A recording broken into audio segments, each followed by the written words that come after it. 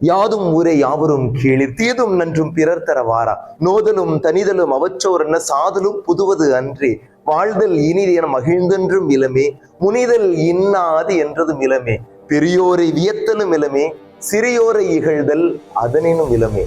2000 வருஷத்துக்கு முன்னாடி கணியன் பூங்குன்றனார் புறநானூற்று பாடல் 192 இதை பாரு. அதனுடைய சாராம்சம் என்ன அப்படின்னு சொன்னா, இந்த உலகத்தில் இருக்கக்கூடிய எல்லா ஊரும் ஏன் ஊரு தான், என் வாயிலிருந்து வரக்கூடிய வார்த்தைகள் தான் நான் யாருன்னு சொல்லி தீர்மானிக்கிறது, நல்லதோ தீயதோ அதுக்கு நான் தான் பொறுப்பு. அதோட சேர்த்து எனக்கு பெரியவங்களா இருக்கிறாங்கல்ல அவங்களுக்கு நான் அடிமையாயிடக்கூடாது, வியந்துடக்கூடாது.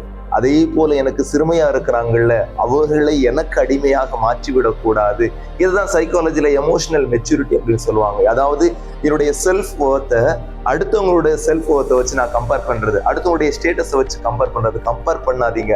அடுத்தவங்க வேற, நீங்க வேற. நீங்க உங்களுடைய வாழ்க்கையை வாழுங்க.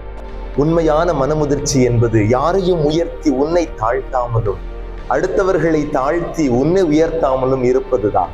ஸோ இந்த வீடியோ உங்களுக்கு யூஸ்ஃபுல்லா இருக்கும் நம்புறோம். நாளைக்கு ஒரு நல்ல எஃபெக்டிவான தமிழ் இலக்கியம் சொல்கிற சைக்காலஜியோட சந்திப்போம். Until then, bye. Thank you.